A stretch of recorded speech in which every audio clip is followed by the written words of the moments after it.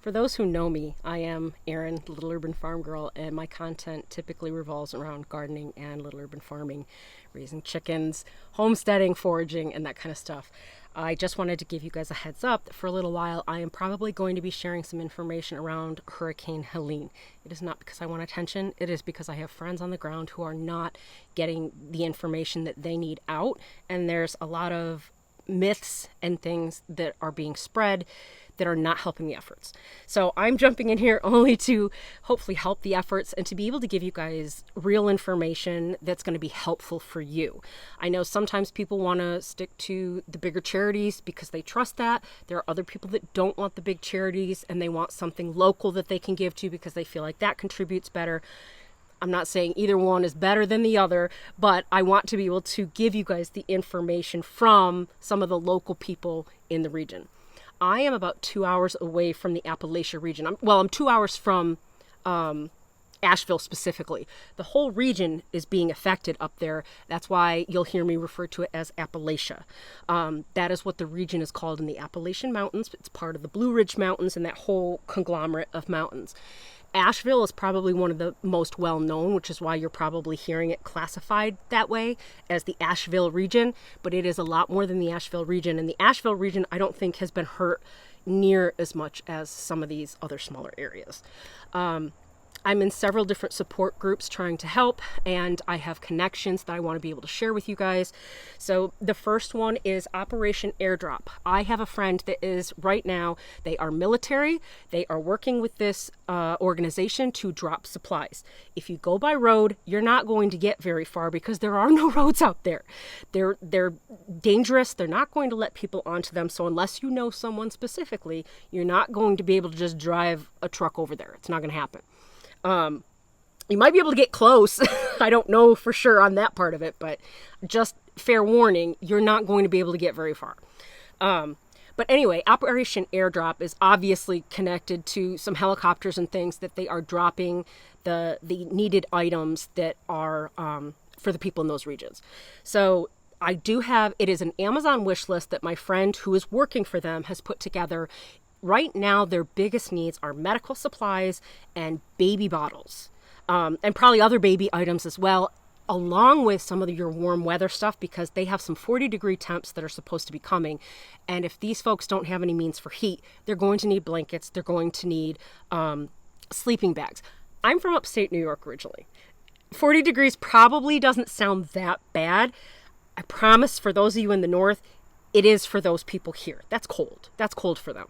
I'm from like the border of Canada and New York, so we get all that really, really cold weather, and I'm somewhat used to it, but I think my blood has thinned a little since being here. So I'm just letting you guys know that you may hear 40 degrees and think that's not that cold.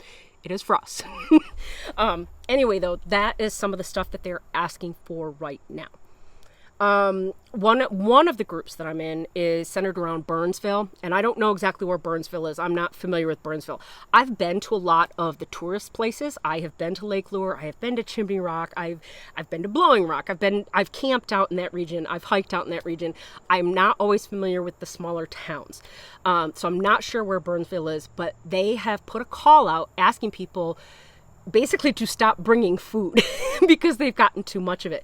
They have received such an outpouring of love, which is wonderful. It is wonderful, but they don't know what to do with all of it. So my suggestion to anybody that wants to get involved, please go through these organizations. Don't take it into your own hands. I know you're hearing that FEMA isn't doing what they're supposed to and all that. FEMA's doing the best that they can with what they've got, and they have protocols in place. They have procedures in place, and they are probably hitting certain areas first before they get to others based on necessity and based on how catastrophic it has hit these areas. So right now, dismiss the rumors. Don't listen to the rumors. Don't pass them on. It's not helping anybody right now, okay?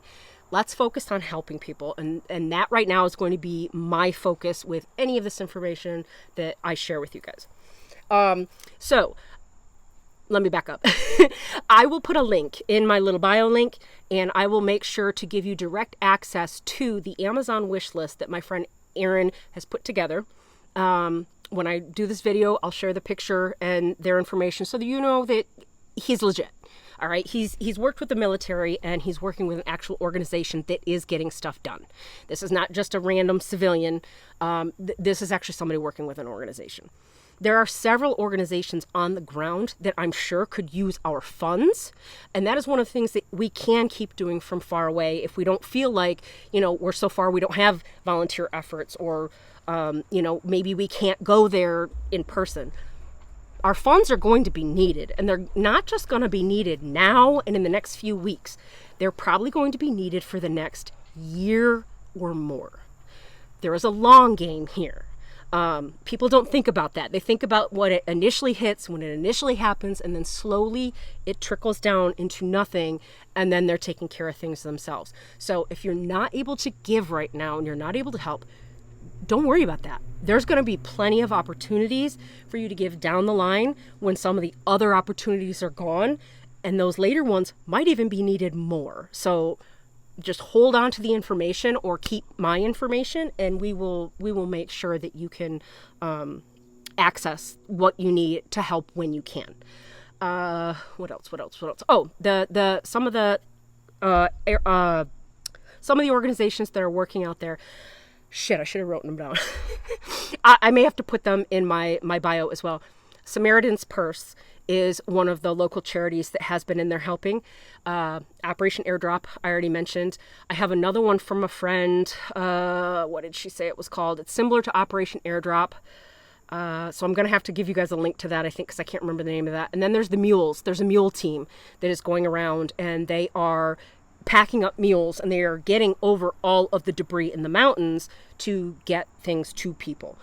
So obviously that's going to be very important, especially since there's no roads to get on. It's going to be these other means of transport that we're going to have to rely on. What else? I think my friend Amelia in my Facebook, she's the one, I can't remember the name of the organization she's working with, but I think one of the things she said that people are going to need are like camping supplies, like camping stoves and that kind of thing.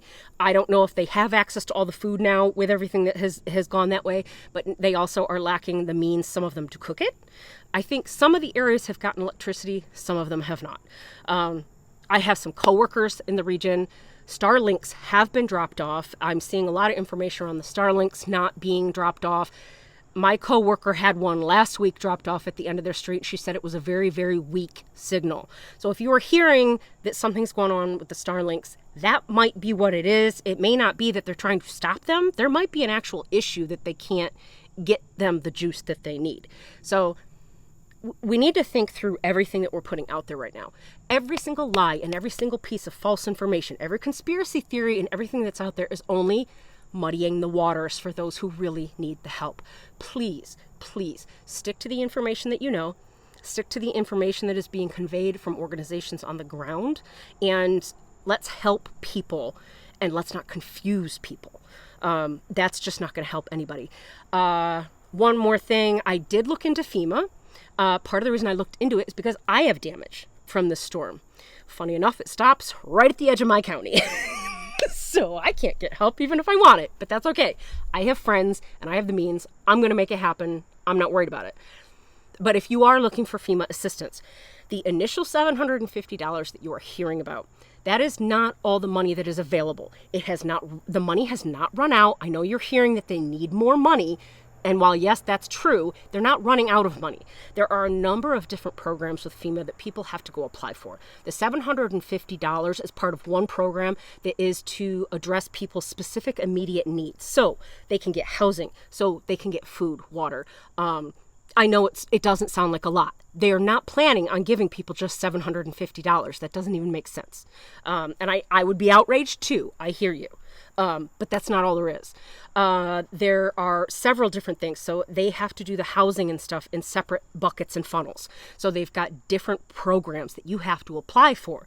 So if people need our help them apply for these programs. If they don't have electricity, and they at least have access to call you. I don't know, because nowadays everything's a cell phone, so electricity is kind of important. But anyway, if they don't have the means, maybe you can help them. If you've got internet access and they don't, help them fill out the paperwork. On my personal stuff, I've put some links to FEMA that are the roadmap for, what did they call it? the roadmap for assistance, I think they call it.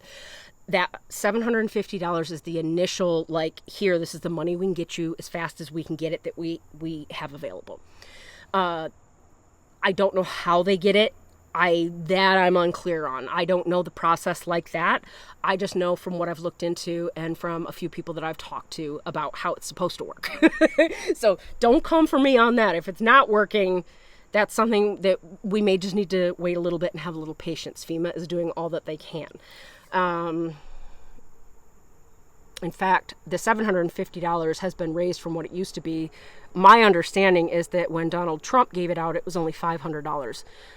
So that has increased since then. I'm trying to think. Cash, I don't know how much electricity has been restored out there, but without electricity, they also do not have access to be able to, some of them have driven to South Carolina to the edge of our border and have tried to get a hotel and can't, because if they don't have internet working, they can't take the cards. So we need to also be thinking about what it's like to be in a cashless society, as silly as and backwards as that sounds. Our debit cards and stuff are great, except when they're not working, and except for when the organizations that are tied to them are not working. So wherever possible, I think if we can get cash into people's hands, and I don't know how that's handled. I don't know if like the Red Cross and some of these other places go in and bring cash. That I couldn't tell you.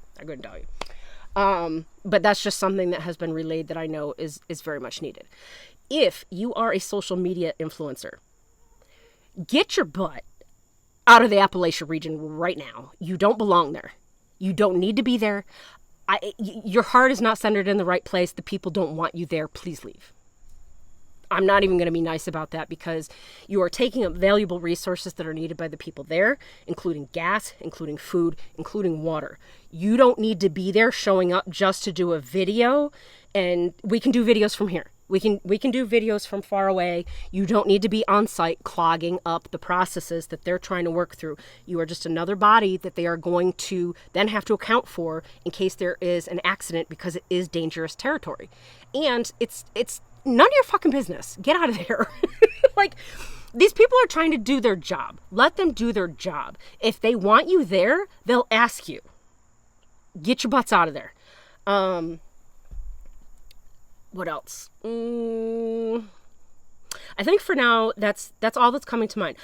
I'm sure there's going to be more. I every day I get up and I am on my personal site sharing resources, sharing stories. I've spent a lot of time communicating with friends who have family in the region, friends who were looking for their families at the time, coworkers. So I'm trying my best to get actual information and actual organizations. And as that changes and as things shift, I will try to communicate that with you guys. And I'm trying to think if there's anything else. Oh, I will put the Operation Airdrop information. I will make a link. If I have to, I'll make a website or a web page on my website, and I'll make sure that some of this stuff is there just so that you guys can get quick access to what you need. But my person is Aaron Battle. He is at the Walmart in Concord Mills working with Operation Airdrop, and they need volunteers. They were asking if they could get someone that might help provide some breakfasts and lunches, because these volunteers are working their tails off. There's a lot of people working their tails off. They're going to need our love and our support. So let's give that to them if we can. If you know someone that's able to drive a food truck over and offer them some free food, like, okay, yeah, maybe you're not in Asheville, but you know what? You're helping the volunteers that are here to keep them going and to save them time. And right now, time is of the essence when we've got people who still aren't accounted for. So we need to stay out of their way, help from this end. And if there's anything I can answer and help with, I certainly will try. My cousin Darian is also a social worker out of Greensboro. She told me that they've got people that are getting on foot for PTSD and counseling and therapy, because these people are going to need it.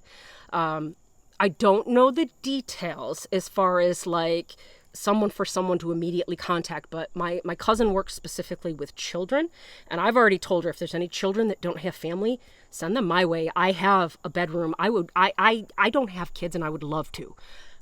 I'll take them in. I don't want these people suffering, and I don't want them to be alone. So anyway, I have a lot of different resources that I can reach out to. If I don't know the answers, I will certainly try to find them.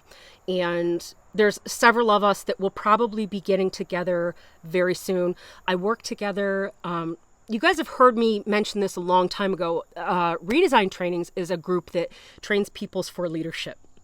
It's something that is very near and dear to my heart, and is part of the reason that I do believe I have Little Urban Farm, and that I give to you guys the way that I do. Like, that comes from my heart, because I want people to have their needs met. I want them to be fed, and I want them to be healthy. So this is coming from that same place. And that group, we are having a meeting on Sunday, I believe, to try to see what programs we can put together. So as I get information around that, I may share that with you guys too. And yeah, I'm talking a mile a minute, and I need some water because I'm thirsty. So anyway, keep the prayers coming, keep the love coming, and I'm just going to keep sharing this kind of stuff with you guys for the time being. And I know it's not my typical content. For those of you who don't want to hear this, I'm sorry. Right now it's a necessity. And if you need to leave and come back later, that's fine. I don't care. I just am trying to get the right information to the right people, and to help make this easier for those who actually need it. So anyway, one of the slogans that they're using is come hell or high waters, love for Asheville and Appalachia. So we're doing everything that we can. And if there's any information I can get to people, I'm happy to provide that. Links, I will try to get something started tonight so that they are quickly available. I'm not moving as fast because I also have things that I'm dealing with. I had to go out today and find a chainsaw, and finding bar oil for a chainsaw was slim to none. I spent all day working on this because our resources are all being diverted here. Our grocery stores are being everything is being diverted to that area for us right now. So there are some things I'm taking care of in my own life as well, but I promise you I will be back, and I will do everything that I can to get you the answers you need, and to get the help into the people that need it. So stay safe and spread love, please, right now. Spread love, kindness, and truth. Don't spread the other stuff. I love you.